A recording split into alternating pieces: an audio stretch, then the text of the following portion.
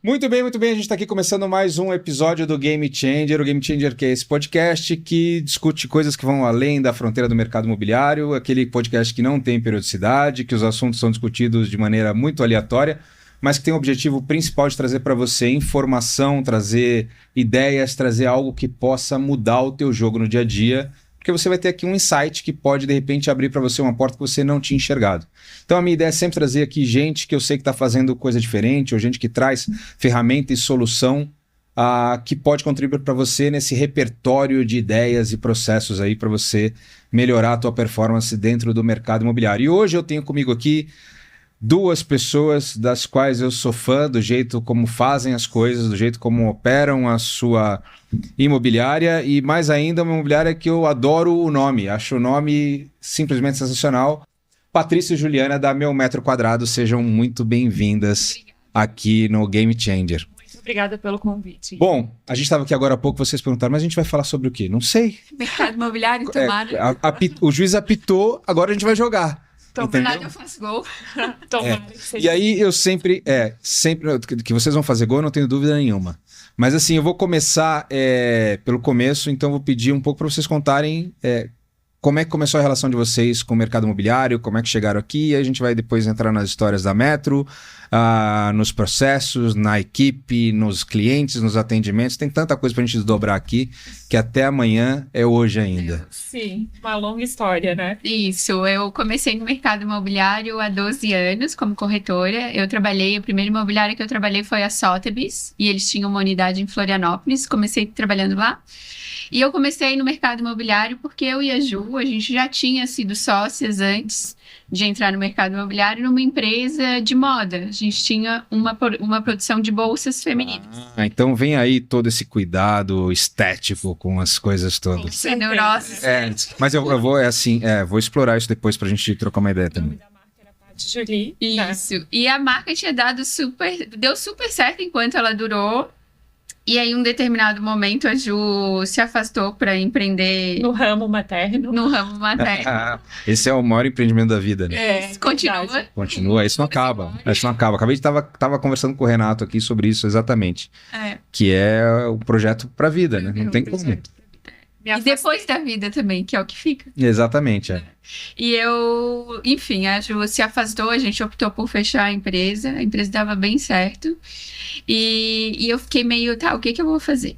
E aí um colega disse, Paty, você adora vender, tu vem trabalhar comigo na imobiliária, que tu vai ver que é bem fácil de vender. Quem gosta de vender, vai vender isso. Eu não sabia absolutamente nada, eu não sabia quanto ganhava um corretor. Isso quanto tempo atrás? 12 anos atrás. 12 anos atrás.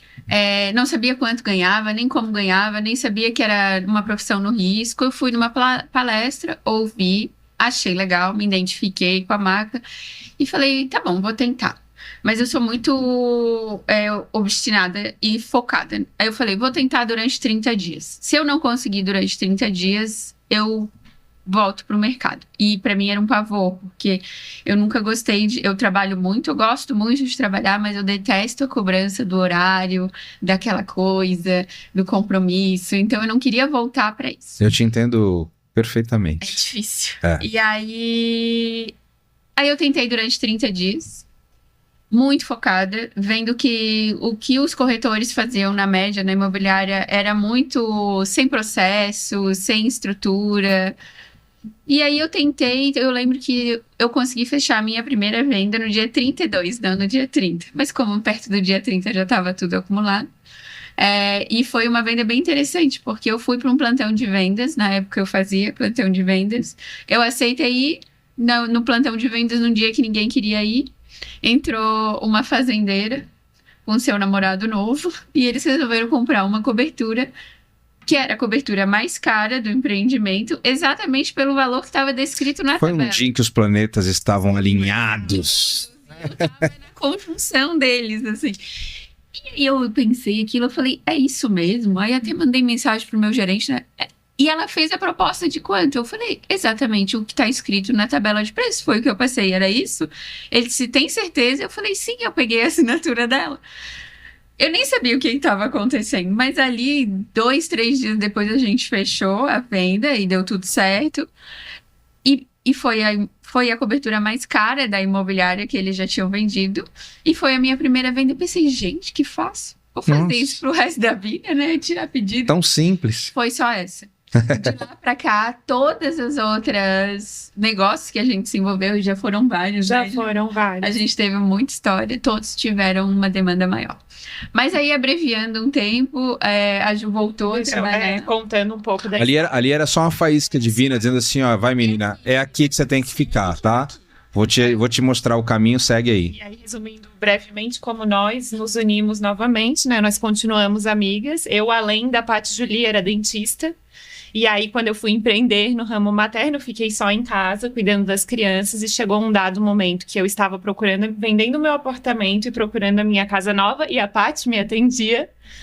E... Não consegui vender. Isso. Eu não sabia. Cliente difícil. Isso. Eu não sabia bem o que eu ia fazer para voltar ao mercado de trabalho. E nesta época, ela olhou para mim. Eu sabia tudo do mercado, né? Não, e a gente tomava um cafezinho toda semana, no mesmo horário, no mesmo lugar. E toda semana eu levava pra ela novidades da semana. Primeiro, ela já tinha visto tudo. E segundo, que toda vez ela vinha com uma ideia de abrir alguma coisa, uma franquia. Sim. Umas ideias ruins. Ai, Tati. Dizia assim, não, vem trabalhar comigo. Eu falei, você tá pensando... Você lembra o que era a gente carregando estoque de ter uma fábrica, de tudo? Eu falei, não, amiga, não faço isso. Ela contando, eu digo... Ju, quer vir trabalhar comigo? Quer ver como é que é o meu trabalho durante uma semana? Semana que vem tu volta. Não, e eu tava também super por dentro do mercado, né? Lembra? Até te dei dica de uma cobertura que tava vendo lá no Como cliente, o cliente na jornada de compra dele, ele faz uma imersão muito profunda naquele momento de mercado, então, né? Eu tava super por dentro, eu tava realmente procurando. No fim, eu acabei resolvendo comprar um terreno e construir. E aí, nesse ensejo todo, ela me convidou, então vem trabalhar comigo. Então, eu sempre brinco, assim, que a vida trouxe, mas é uma área que eu tenho grande amor e paixão, assim, que eu realmente me descobri como corretora e apaixonada pelo mercado imobiliário. Nessa época, eu já estava trabalhando sozinha. Eu fiquei na imobiliária que eu comecei durante 2 anos e meio, mais ou menos. 2 anos, mais ou menos. E eu saí porque eu estava saturada de treinar corretor e é meio que a areia escorrer nos dedos, né? Você Sim. doa e quem faz? É bem fácil fazer o que tem que fazer. A técnica é fácil, o difícil é conseguir manter a técnica durante muito tempo. É a consistência. É a consistência. Então, nessa época que a gente se juntou, eu já estava sozinha. Eu criei o nome da Meu Metro Quadrado num plantão de vendas, no mesmo que eu vendia a cobertura, num dia chuvoso. Nossa, esse plantão era abençoado, hein? Que ninguém queria vender e que ninguém queria ir, eu estava sempre pronta para ir. E aí, quando eu saí da imobiliária, da Sotheby's, eu Foi nessa época que tu me chamasse pra trabalhar. Eu tô há 10 anos no mercado. Lá se vão 10 anos de história de Meu Metro Quadrado. Isso. Você tocou num ponto agora aí que eu acho que é muito interessante, que é o seguinte, aí eu conhecendo a equipe da Metro, é basicamente uma equipe de mulheres, né? Certo. Vocês são hoje quantas? 16? 17 agora. 17 mulheres, né? Não, temos 2. 18. São 18. Tem aqui em São Paulo. Homens, Isso. Então são 18, são 15 mulheres. Isso. E aí, o que eu percebo no perfil é que é um perfil muito parecido com o da Ju. A gente que volta ao mercado ou sai de uma área para entrar no mercado imobiliário. E aí, depois que o bicho pica do mercado, você já dançou. Né? É um mercado que ele é muito interessante, assim, porque ele é correlato com muitas coisas. Para quem gosta de conversar e conhecer gente, é maravilhoso. Para quem gosta de experimentar tipos de vida, estilos de vida diferentes, ele te dá um repertório de coisas legais para você fazer. Então, eu acho que é muito isso que atrai o mercado imobiliário. Assim, o mercado imobiliário, de uma forma geral, é gente que gosta de gente envolvido. Curioso, Isso aí. Criativo. Exatamente. E aí eu percebo que a equipe de vocês tem muito esse perfil de gente que estava em outra área ou que voltou num pós-maternidade, que eu acho que é uma grande... O mercado imobiliário tem essa capacidade de adotar e de absorver essa mão de obra que é extremamente qualificada, né? Às vezes era uma executiva que abriu mão para ficar com os filhos e quer voltar para o mercado, precisa da flexibilidade. Eu percebo isso muito na equipe de vocês. Uma equipe bem multidisciplinar, com gente muito diferente, mas que tem esse ponto em comum, né? vamos lá, mercado imobiliário de vocês hoje, eu considero a Metro uma imobiliária boutique hoje, né? Pelo tamanho que vocês têm, pela moda como vocês operam, pelo jeito como vocês tratam os clientes e a relação, toda essa preocupação com o design das coisas, enfim. Isso é uma preocupação de quem faz a gestão de uma imobiliária boutique. E aí, pelo ticket de vocês e pelo perfil de cliente que vocês atendem, essencialmente equipe feminina. Sim. E eu vejo cada vez mais que no mercado, principalmente no mercado do ticket alto, padrão, né? Que é onde tem um cliente de um nível de exigência de atendimento muito alto, as mulheres têm se dado muito melhor. A gente teve agora recentemente em Miami, vocês perceberam que todos os eventos, todos os imóveis de luxo que a gente visitou, 90% eram mulheres, né? A gente visitou um imóvel onde a gente tinha, que era um perfil para investidor, era um homem apresentando, mas os outros todos, basicamente mulheres. Então, a mulher hoje, ela no mercado imobiliário está muito relacionada com o mercado de luxo alto padrão. Qual é a visão de vocês nisso, nesse ponto, assim? Vocês percebem uma vantagem competitiva nesse processo? Eu percebo, sim, uma vantagem competitiva. Eu acho que a mulher é multifacetada. Acho que a gente consegue pensar e fazer e verdadeiramente realizar muitos assuntos ao mesmo tempo. A nossa equipe foi feminina, 100% feminina, até pouquinho tempo atrás, né? Eu acho que faz um ano e meio. E não foi de propósito, né? É uma equipe que a gente nunca procurou corretores para trabalhar conosco, todas foram, nos buscaram, né? Foram trazidas por alguém que estava no time, né? Com o nosso trabalho, ou trazidas por alguém que está no time, até mesmo como nós, né? E então eu acho que é um mercado que tem tudo a ver. Eu acho que a gente tem essa facilidade de olhar para o lar, né? Que a casa é muito relacionada com o feminino, então eu acho que esse é um grande ponto do diferencial da mulher nesse mercado. Sabe o que você falou duas coisas aí que identificação com o lar. Eu não tinha pensado. Quer dizer, o da mulher ser multifacetada é um fato. É uma capacidade que ela é inerente, assim, ela é fisiológica. Eu sei em casa que eu tenho um menino e uma menina, o de filhos, e eu percebo. Isso é muito fácil entender como é que funciona a cabeça de um gênero e de outro, né? E a capacidade da mulher em lidar com... Primeiro, de ter equilíbrio emocional para lidar com mais coisas. E segundo, a capacidade de lidar com diferentes assuntos ao mesmo tempo, sem transformar aquilo num problema, né? Eu sou assim também. Eu tenho que parar uma coisa e fazer outra. Não adianta me pedir, olha aí, a Vanessa tá falando comigo uma coisa, Guilherme, não fala comigo agora, eu tô fazendo isso, eu não consigo.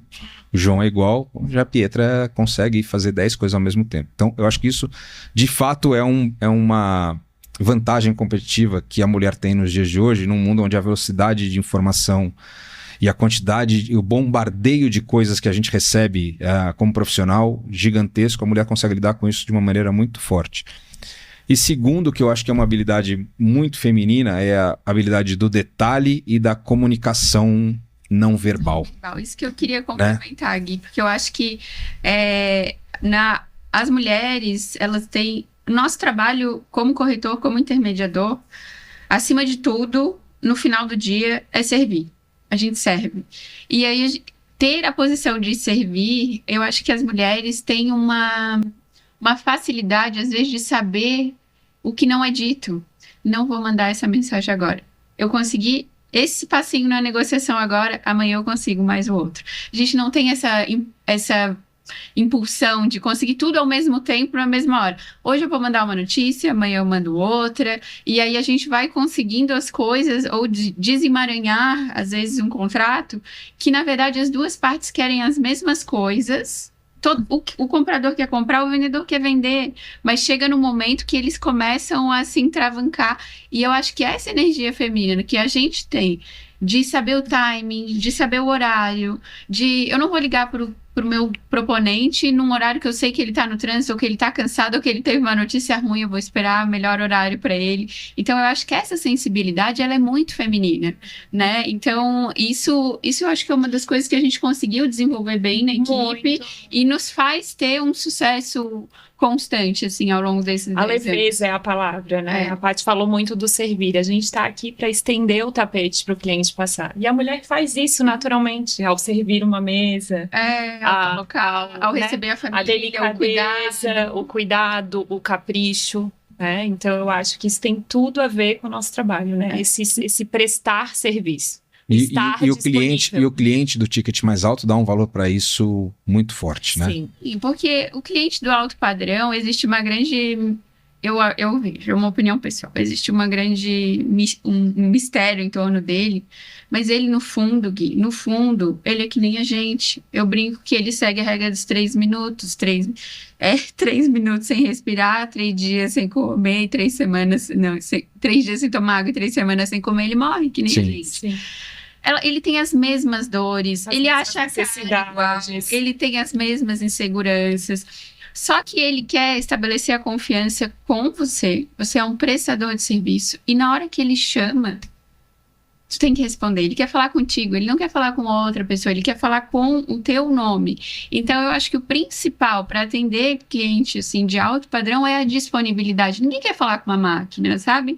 Nem a gente, quando tem um problema simples, na fatura do cartão de crédito, não quer falar com uma máquina, a gente quer falar Exato. com alguém. Tanto é que os bancos, para todas as contas Prime, eles criam... Uma pessoa. Exato. Então, imagina, esse cliente, ele é a mesma coisa. Ele quer falar com uma pessoa e essa única pessoa e essa pessoa que resolve, sabe? Então, isso eu acho que é o grande diferencial do atendimento de alto padrão, né? Do cliente especial. Assim. De alto padrão por mulheres. Por mulher.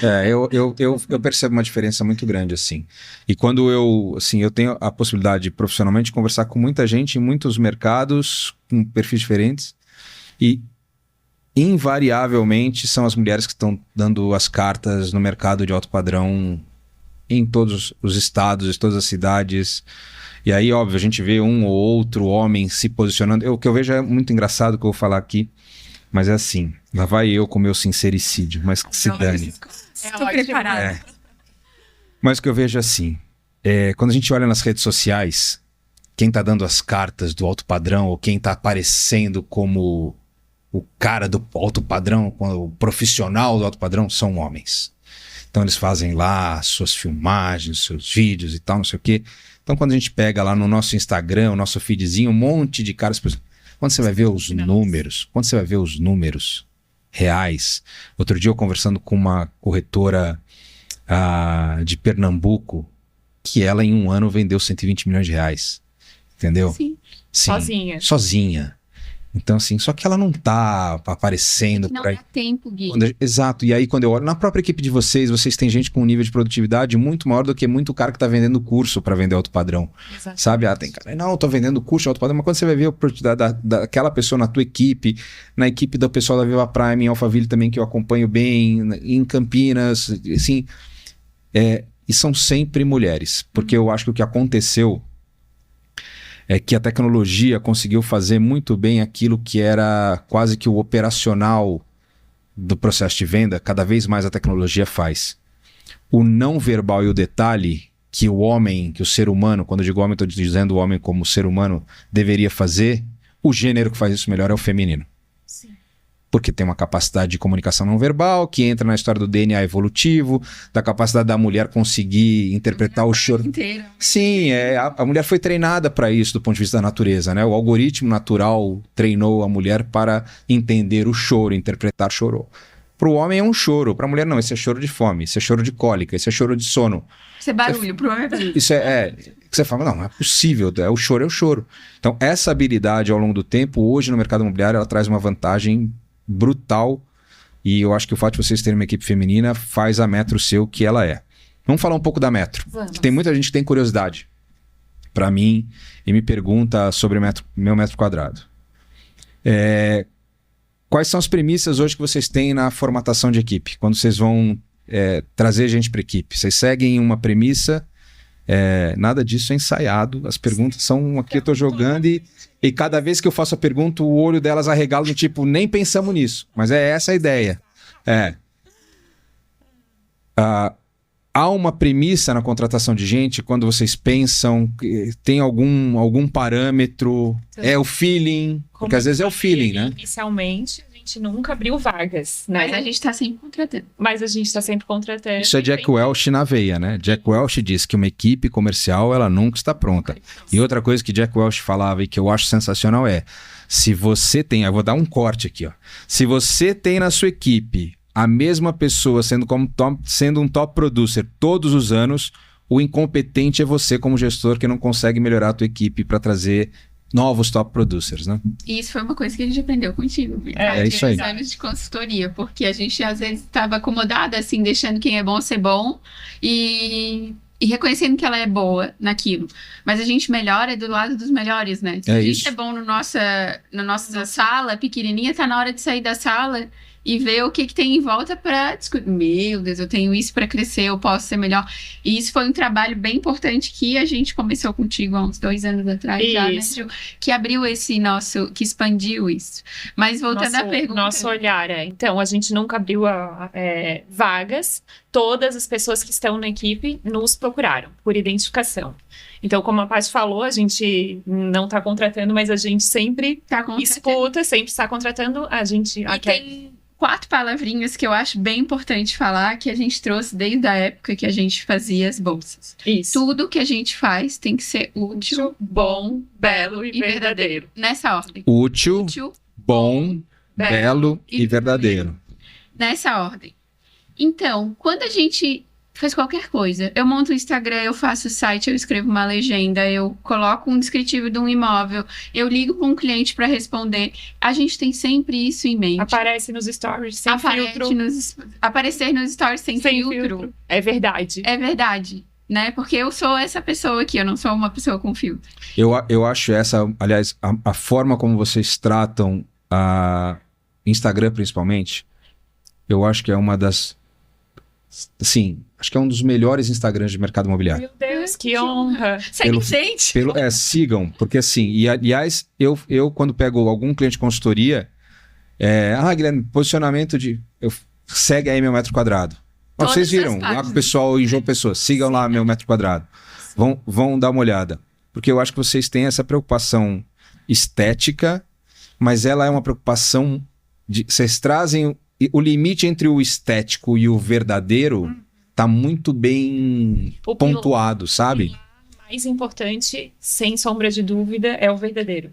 Porque assim, tem alguns Instagrams que você entra e você vê, eles são maravilhosos, assim. Mas você vê que aquilo é fake, aquilo é uma página de revista, propaganda, que não é o mundo real ali, entendeu? Falando em Instagram, né, desde o início, acho que antes das imobiliárias de fato pensarem, começarem a patrocinar e a se colocar como vendedores de alto padrão, a gente já estava lá no Instagram desde os 10 anos atrás, né? E tudo que foi construído dentro do nosso Instagram, que não são números enormes, mas são números verdadeiros. Não tem seguidor comprado, né? A gente começou a fazer tráfego pago. Pessoas reais.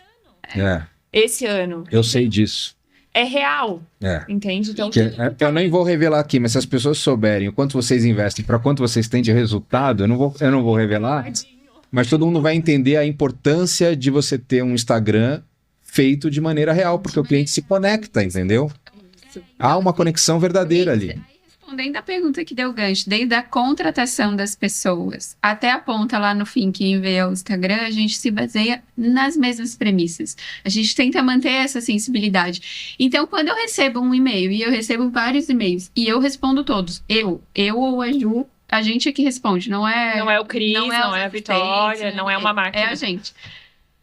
Eu vou sentar nessa pessoa e vou olhar no olho dela e vou ver se ela é de verdade. Porque se ela não for de verdade, se ela estiver ali impressionada com os números do mercado de alto padrão, se ela estiver impressionada com aquela mentalidade simplista, um imóvel de 1 milhão dá 60 mil de comissão. Isso, eu quero vir para o mercado para ganhar dinheiro. Para ganhar dinheiro. Isso é muito, muito raso. O mercado é muito mais profundo que isso. Se eu olhar no olho dela e não sentir... A porta já fechou ali para ela. A gente sorri, diz obrigado, continue nos acompanhando nas redes sociais, mas não tá aberto. Não, a gente tem que ter essa verdade das pessoas. E é uma frase muito comum nossa, tipo, há pouco tempo entrou uma corretora nova, né? A gente só olha e fala, ela é gente como a gente. É isso, eu acho que é uma premissa que a gente não sabe nem descrever em palavras. Vocês sentem ali que tem... antes da reunião, às vezes abre a coisa, eu mando mensagem pra Ju, tá dentro. Eu mando mensagem pra Ju. A gente sempre faz juntas. Qual foi tua impressão? A minha foi essa, a tua foi, né? Então, daí é um feeling. E esse feeling a gente vai desenvolvendo, acho que um pouco meio que para tudo, né, no próprio mercado.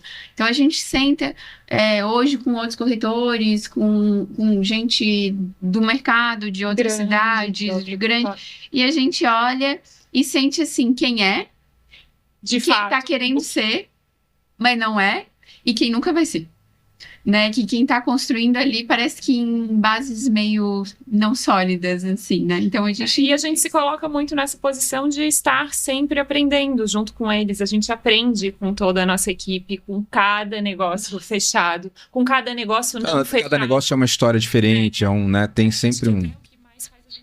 Os não fechados, né? As frustrações, os problemas que cada família, cada imóvel traz.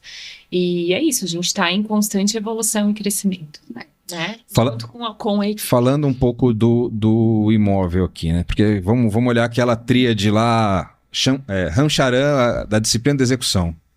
Produto, processos, pessoas é o que você tem que ter bem alinhado para poder gerar resultado. Então, acho que processos, a gente vem trabalhando nisso, né? A gente tem, nunca está pronto e tem que ser, porque é melhoria contínua, os japoneses já ensinaram isso pra gente.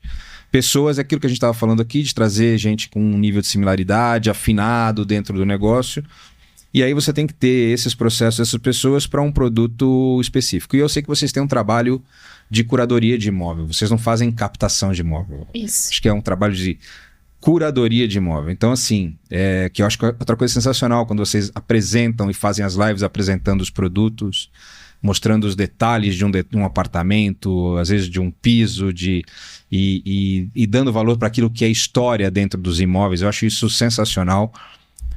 E acho que isso é uma coisa que eu aprendi muito com vocês também, tá?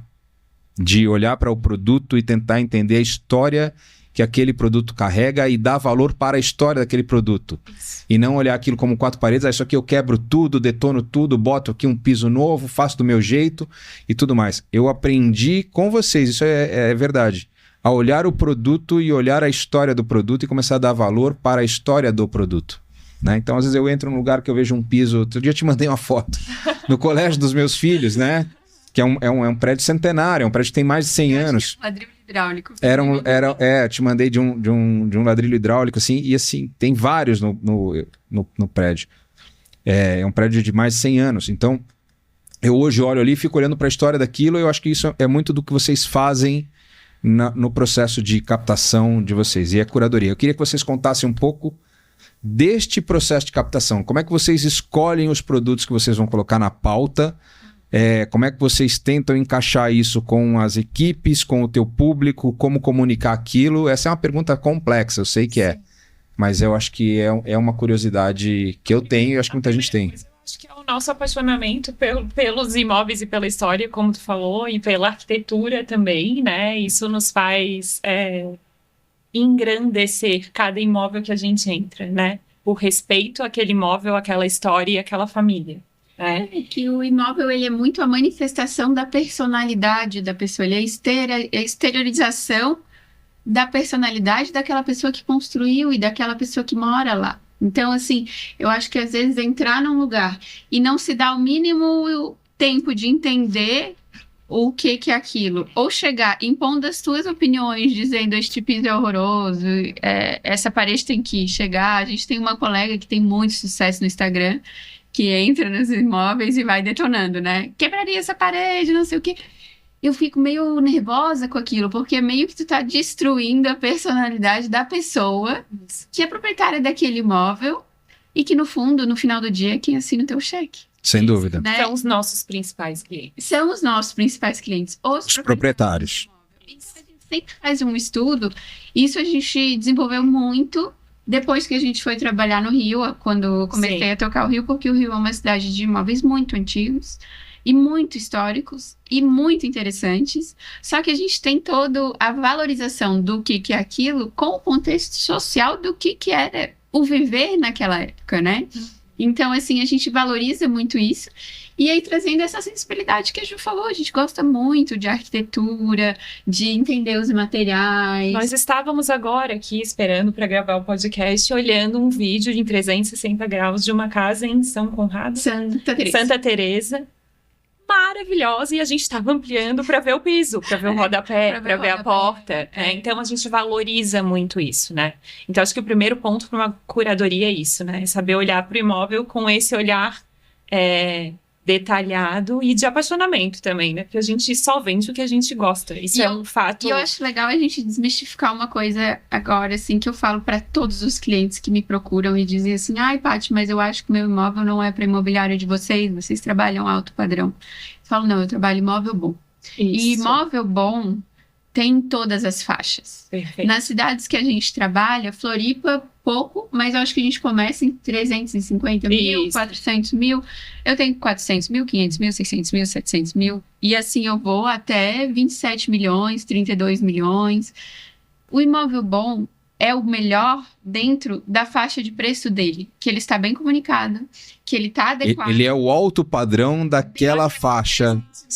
E se engana o corretor que se impressiona com alto padrão e diz, só quero trabalhar acima de tal ticket. Primeiro, conta chega todo mês, dinheiro não tem rótulo, e o teu proprietário, que é dono de imóvel de 27 milhões, de 30 milhões, de 15 milhões, ele não chegou a esse patamar de imóvel se ele não tivesse tido os imóveis mais baratos antes. Sim. E às vezes esse cara vende um grande e prestou um bom serviço para ele, ele diz...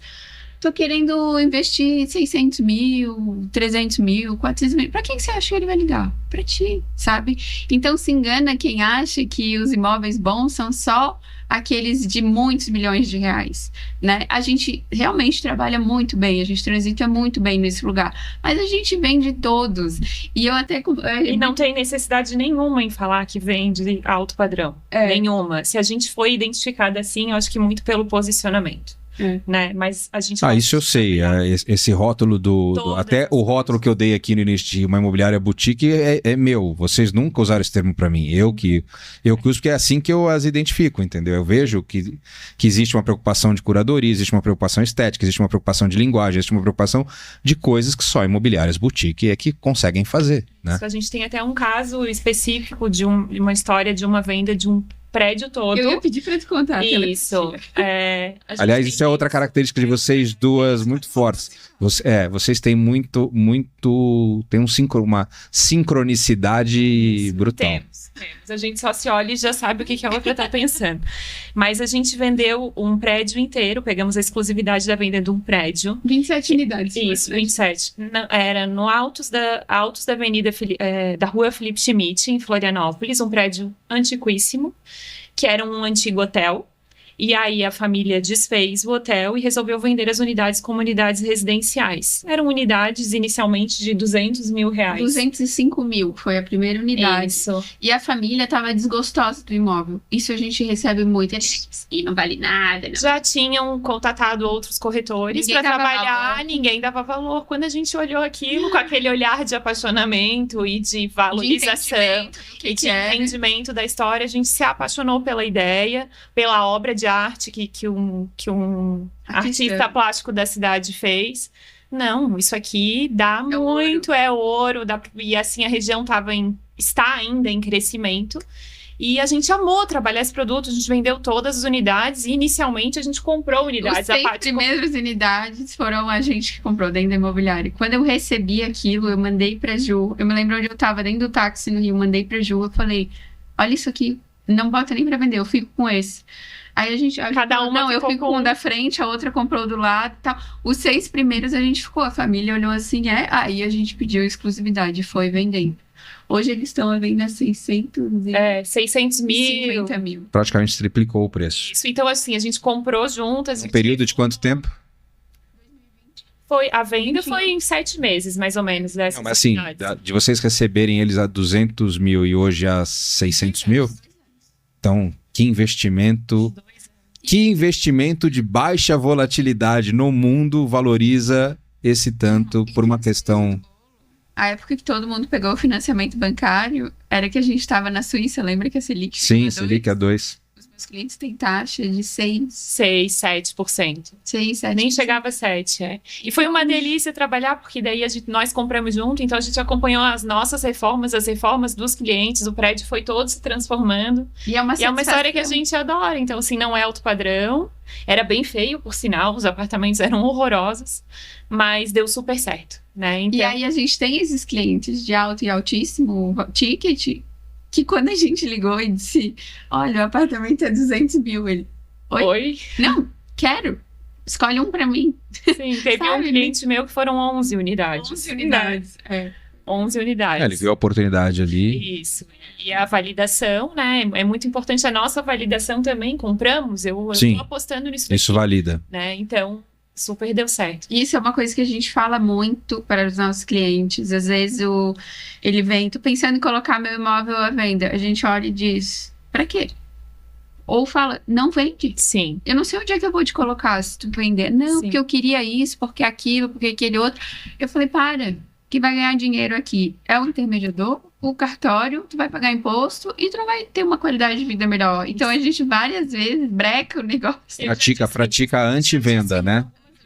Você sabe que a antivenda pelo livro do Neil Hackham, no Spin Selling, ela é uma característica do bom vendedor de venda complexa. O bom vendedor de venda complexa, e vender imóvel é uma venda complexa, ele pratica a antivenda.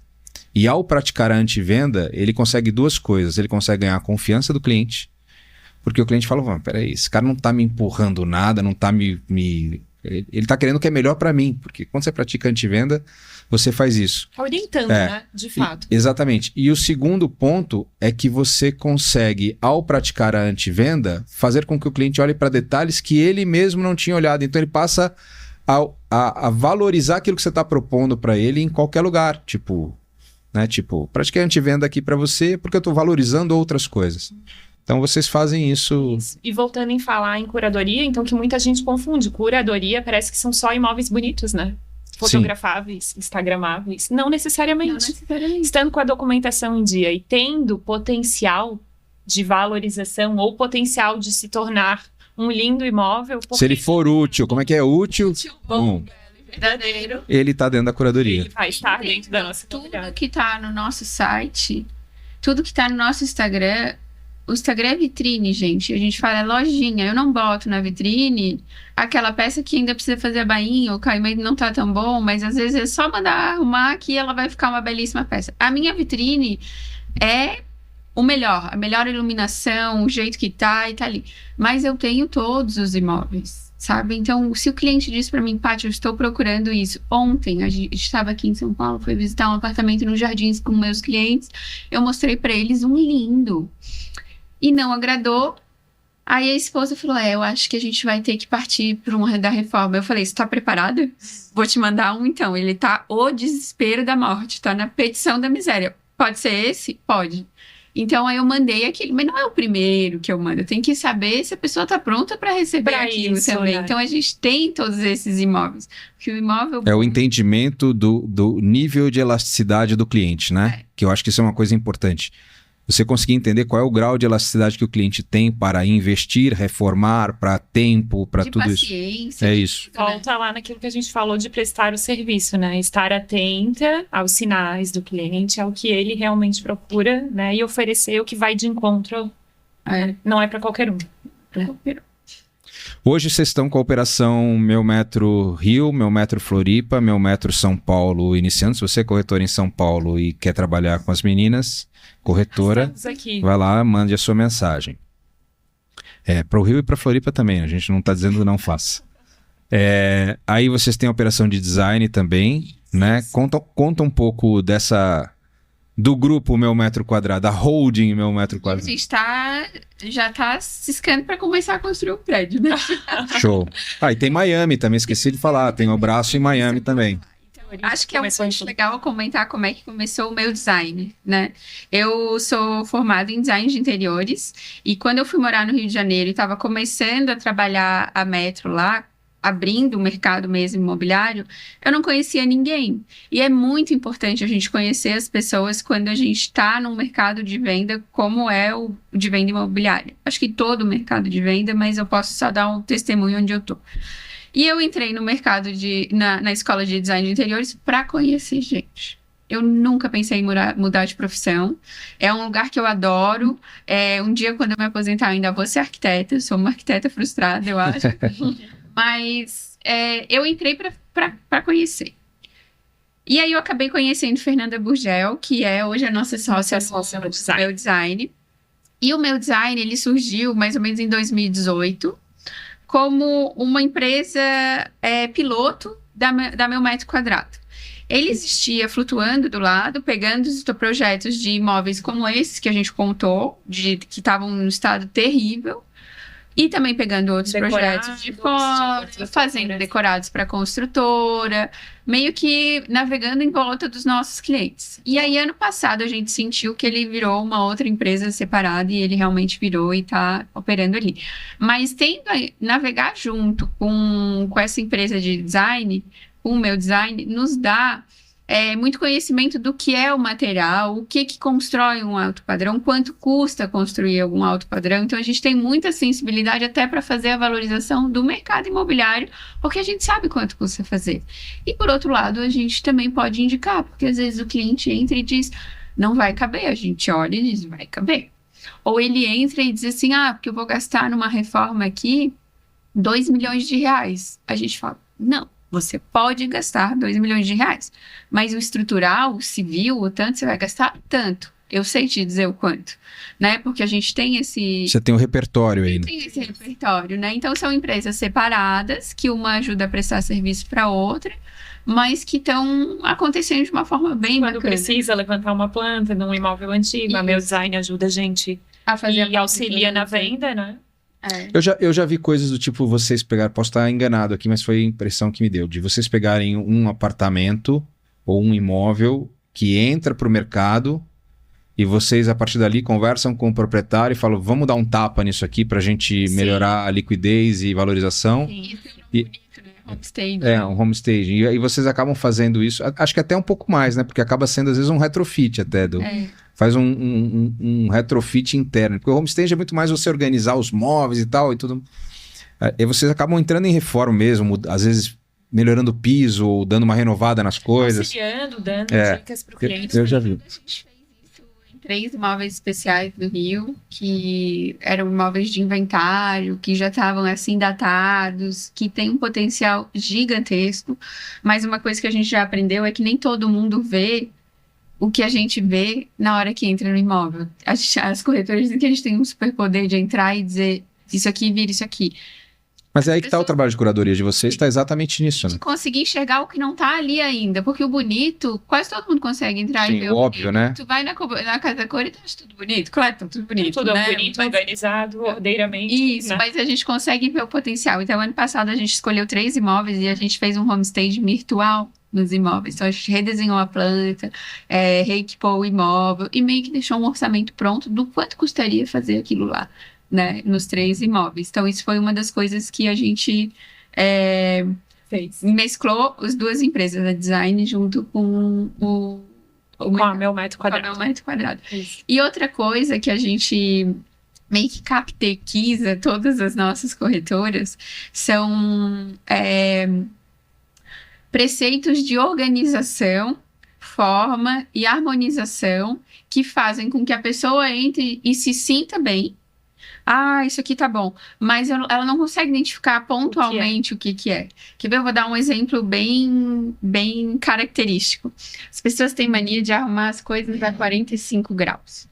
E o nosso olho não... Ele vê uma quina aqui. E a gente não se sente muito confortável. Todos os imóveis que a gente vai, a gente Vai arrumando. ajeita as coisas a 90 graus.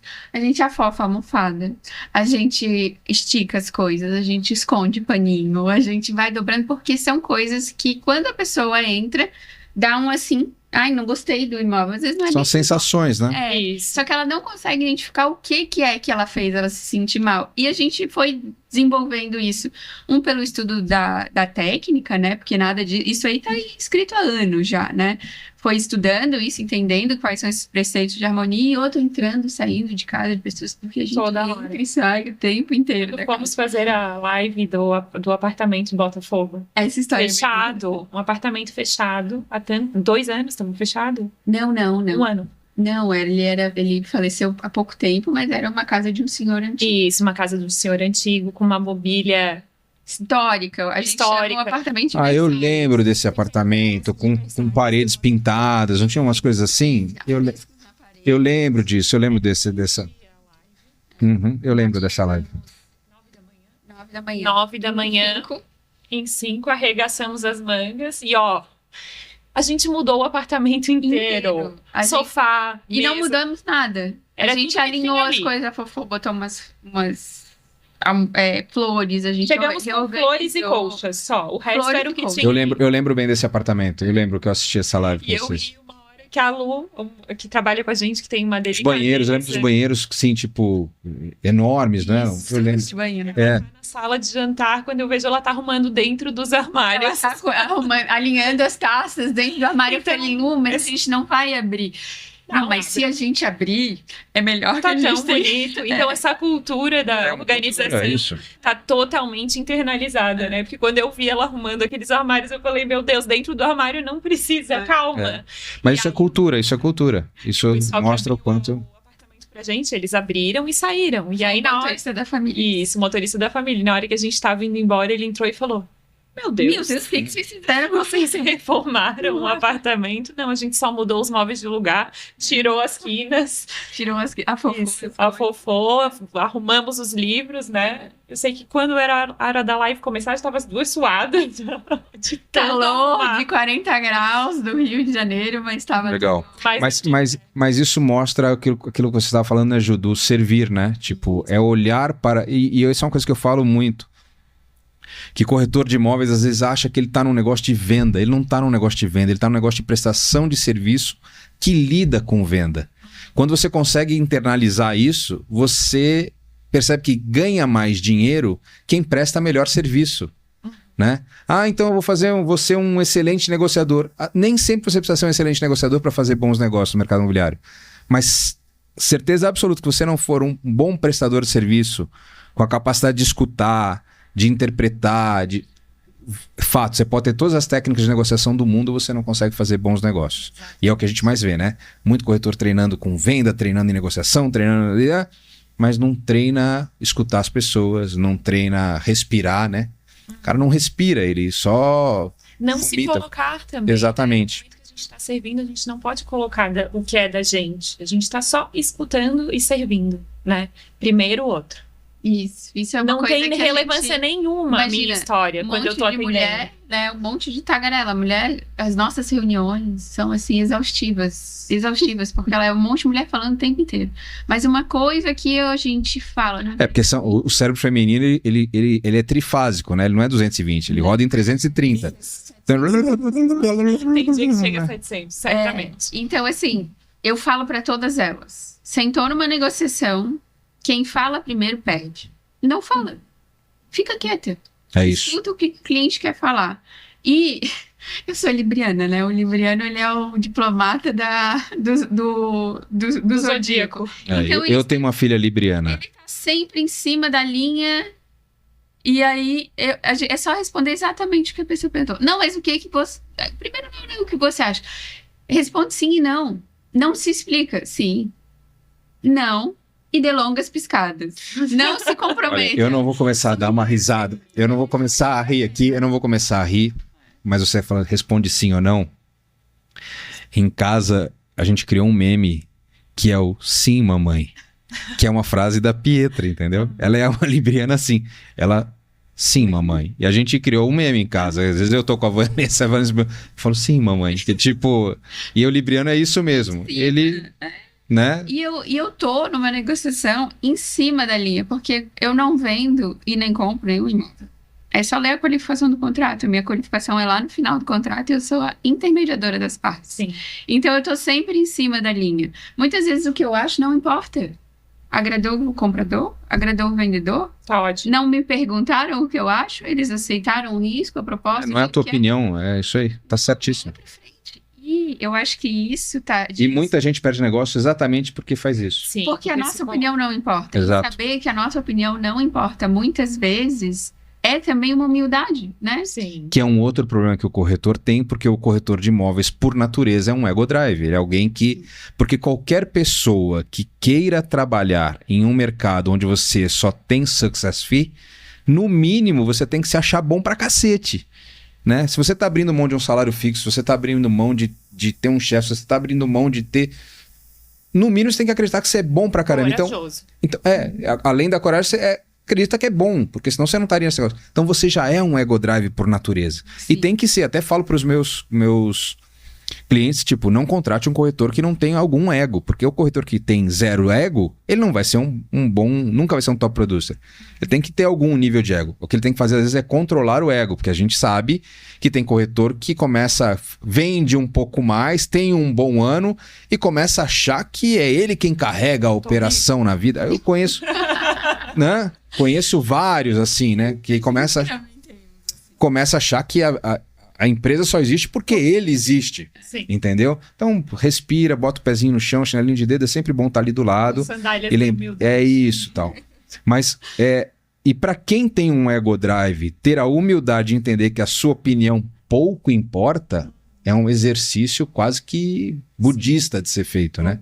Tipo, tem É um que... exercício de autoconhecimento. É isso. Maturidade não se conta nos anos que a gente vive, se conta, eu acho que nas porradas que a gente leva. Exato. E as porradas que a gente leva e a gente aprende. Porque se a gente não aprende, a gente leva a mesma porrada de Continua novo levando mais. e nem entende por que tá levando a mesma, né? Exatamente. Então, eu acho que essa maturidade também de saber que nem sempre a tua opinião importa, quase nunca a tua opinião importa, A não ser que eles perguntem, né? isso, que ele queira saber a tua opinião, e essa humildade de servir. E aí eu acho que hoje as pessoas estão fungindo, o nosso mundo tá tão assim, glamorizando as coisas, e tudo é tão grande, e tu tem que ser sempre o melhor, e se expor sempre o melhor, que as pessoas vão às vezes se esquecendo que o quão importante é o servir no silêncio, né? Sim. Ou servir quieto. A gente escutou de um colega lá em Miami, foi muito legal. E aquele dia eu guardei essa frase para sempre. O nome dele é Fabiano. E ele falou assim pra gente: corretor tem que esquecer essa história de sentar na mesa com o cliente. A cadeira do corretor nunca é na mesma altura do cliente. A cadeira do corretor tem que ser sempre um pouquinho. E ele é um cara que vende muito. Nossa, Ele é um top producer. Excelente. Quando ele falou isso, A gente adorou. a gente é completamente diferente de estilos, mas de essência, Sim. a gente é muito Se eu tirar uma parecido. fotografia dos três juntos, os caras vão falar: o que esse marginal está fazendo do lado das patricinhas? É mais ou menos essa a sensação que você vai ter, né? Eu não vou falar o apelido dele. É. Não, eu vou mandar esse trecho depois pro Fabiano saber que ele foi chamado de marginal aqui, sim. Fabiano não foi. Não É, foi. De jeito nenhum. então, assim, quando ele falou aquilo, eu falei, nossa, ele resumiu numa frase uma coisa que a gente sente há Peraí, muito deixa tempo. eu gravar, né? É verdade. Deixa eu falar pra equipe. Né? Então, Isso é uma verdade. verdade imensa, só que tu saber que o teu lugar na mesa esteja feliz de estar na mesa, mas o teu lugar na mesa é sempre um pouquinho mais abaixo. Na né? verdade, a gente tem que agradecer a oportunidade de negócio, né? Porque o imóvel não é nosso, Não é nosso. né? E o Sim, comprador... você ali é um prestador de serviço. Você tem que ter essa consciência. Eu estou aqui Ponto. prestando um serviço de intermediação. Não estou vendendo. Quem está vendendo é esse cara que é o dono. O cara que está comprando é esse. E eu aqui estou... Tem as qualificações. Exatamente. Estou aqui alinhando os pontos e facilitando esse processo. Então, a minha opinião não interessa, a não ser que me perguntem. Guilherme, você acha que isso faz sentido? Eu vou falar. O Gui, Sim, quer que ele ver uma faz. coisa que a gente conseguiu acumular muito nesses 10 anos? Clientes, fãs, os quais a gente não conseguiu vender o imóvel. Né? Sim, Mas que acontece. indicaram outros clientes. Inumeramente. E E que continuam gostam Essa é a mágica do saber prestar bons serviços, né? E praticar, às vezes, a antivenda, né? Ao praticar a antivenda, em alguns momentos, você ganha um cliente para a tua vida toda. Eu Ou tenho- alguém que vai te indicar novos negócios. Grande parte da nossa carteira de cliente é isso, é o nosso relacionamento, é uma recompra, né? São essas indicações, muito mais do que via Instagram, muito mais do que via portais, É. né? Eu acho Acho que até uma dica que a gente pode dar, né? Se é que a gente tá no lugar de dar dica, mas Sim. que às vezes as pessoas perdem muito foco com mídia e digital e marketing. E um tempo atrás eram os portais, e depender tudo dos portais, a gente falava assim, ó, esquece. É aqui, ó, telefoninho, e ter uma rotininha de tu ligar pro teu telefoninho e não deixar nenhuma ponta solta. Vai dar uma resposta? Dá uma resposta. E volta no cliente, e vai fechando. Porque assim, se você foca demais na tua estratégia pura e simplesmente digital, tem que pensar que aquela empresa do digital é de outro dono. E no dia que aquele outro dono muda a estratégia dele... É construir em terreno alugado, né? Então, quem tem Instagram, quem tem... Portal, depende de um portal, depende. A gente está super bem ranqueado. Arrasamos nessa publicação. E na outra daí? semana a gente repete a mesma coisa e não acontece nada. Porque E daí? ninguém sabe muito bem. Só que quem tá mandando, quem tá jogando, dando Sim. as cartas na O dono da bola, o o dono da dono. bola é outra Então pessoa. obedece, paga e deu, sabe? É isso aí. Construir a estratégia da tua empresa baseada no que é a estratégia da De empresa outra de empresa. outra. É um E erro. que às vezes o dele, a capitalização dele não está necessariamente no teu sucesso, em absolutamente no teu Sim, sucesso. em geral não está? Em geral não está, e tem a malícia de entender. Sim. Constrói a tua empresa dentro de uma coisa que é certa e garantida. Das variáveis que você controla, né? Que é relacionamento humano. Eu tenho um amigo meu chamado Igor Furniel, que aliás ele é um consultor de empresa também e é um dos poucos caras que eu sento para conversar sobre ideias e eu paro para ouvir. Pode parecer arrogância isso, mas a verdade é que tem muita gente que eu sento para conversar que eu Não Pisca quero ouvir. longamente, né? falo, tá bom, esse é o teu repertório, beleza. O Igor é um cara que eu sento para conversar e o repertório dele é melhor que o meu. É melhor que o meu repertório dele. Vamos trazer. Ele disse que o meu é o melhor que... Ele falou pra mim, não, o teu é melhor que o meu. Eu falo, não, o teu repertório é melhor. Mas é porque a gente tem um jeito de olhar para o mundo muito parecido, mas a gente busca em fontes diferentes o caminho para tracionar. E ao buscar em fontes diferentes o caminho para tracionar, a gente acaba complementando. Um complemento. E aí, nessa história toda de conversar sobre construir as suas estratégias e fazer o que tem que fazer, uma vez o Igor me falou uma coisa assim, Guilherme, a minha maior preocupação hoje são as minhas 4 paredes. E aquilo, quando ele falou uma vez isso pra mim, aquilo bateu na minha cabeça e eu falei, você tá muito certo. Se a gente não é capaz de controlar a variável dentro das 4 paredes em que a gente atua, a gente tem um problemaço. Porque o que está fora das minhas 4 paredes não sou eu quem controla, eu só tenho que lidar com elas. Né? E aí o que a gente vê é que o corretor não cuida das 4 paredes, que é a qualidade da captação, o relacionamento com o cliente, a estética de como ele está se apresentando, aquilo que ele pode controlar, e está olhando para o outro lado do muro, né? Fora da parede dele, tentando controlar tudo aquilo que ele não controla. Ou ensinar às vezes. Né? E aí, às vezes, ele pode estar tendo sucesso nisso, mas se a regra lá fora mudar, ele tá pelado, entendeu? O rei está nu, é isso aí. Estoicismo. É isso, Que a gente adora compartilhar. é isso aí. Se apenas o que pode controlar. É isso, e esse é um ensinamento eterno, né? Vamos lá, tô terminando nosso tempo aqui. Quais são os planos da Metro de médio prazo? Bora, vamos lá. A gente quer desenvolver muita humildade. A gente está chegando no mercado de São Paulo, então a gente quer fortalecer a nossa operação aqui. Tenho muita segurança em saber que eu sei vender imóvel muito bem, mas muito respeito em saber que eu não sei o suficiente no mercado imobiliário de São Paulo.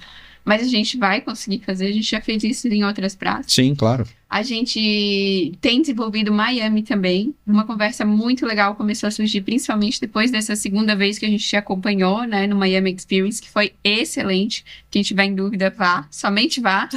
Né? Foi surpreendente os 2 anos. Então, a gente está trabalhando... E vocês foram em 2 anos seguidos, e por incrível que pareça, é complementar, né? Super, Você é não- um outro olhar. Não é à toa que o Jean foi em 8, já 7, 8. Sim, Assim, foi também, ele... fora. Olhar de novo com outra perspectiva. Exato. E eu acho que é cada vez mais desenvolver os processos dentro da empresa, para que a empresa que hoje tem muito nosso DNA, que o nosso DNA se permeie pelas nossas corretoras, por dentro do design, para o nosso jeito de operar, que isso se torne maior do que a gente. Transformar o processo em cultura, né? O processo em cultura cultura e que a cultura atinja até lugares que a gente nem consegue imaginar hoje, né? A gente não tem tudo pronto. A gente está trabalhando agora um fortalecimento de cada uma, né? Isso. Da individualidade de cada uma, de quais são os pontos fortes de cada uma. A gente acha muito importante que elas se vejam como pequenas empresas, né? Bem, Maravilha, meninas. Power Girls, como eu chamo vocês. Isso, foi muito bom. Eu acho que essa conversa que a gente teve, tem muita gente que tem curiosidade sobre a Metro, me pergunta muito sobre a Metro, eu já falei isso para vocês.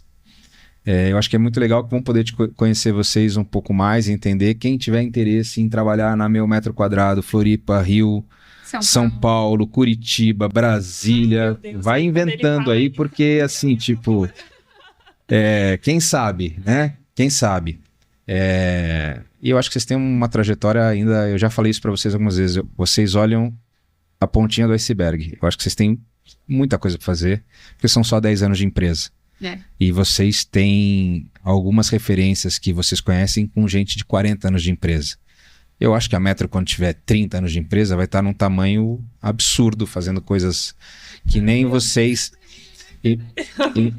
imaginaram fazer. Entendeu? Trabalhando com certeza, colocando o melhor de nós com toda certeza. Isso a gente faz com muito gosto. Já me perguntam às vezes, tu não fica cansado? Eu digo, não fico. Eu amo. Eu adoro. Isso, só quem trabalha com o que gosta é que entende, né? Eu também não me canso de trabalhar, pega o voo de madrugada, viaja, vai pra lá e pra cá. Pra mim, tipo... Óbvio, fisicamente você cansa, mas mentalmente também te dá um prazer gigante fazer aquilo. É isso aí. Então, não conta pra ninguém que pagam a gente pra fazer o que a gente gosta, né? É isso. E fecha o negócio, a grande alegria vem do fechamento. Não, assim, é um luxo. Assim, eu brinco muito falando que é um luxo não ter medo de segunda-feira, né? Isso. Não é maravilhoso? Tipo, eu não tenho medo de segunda-feira.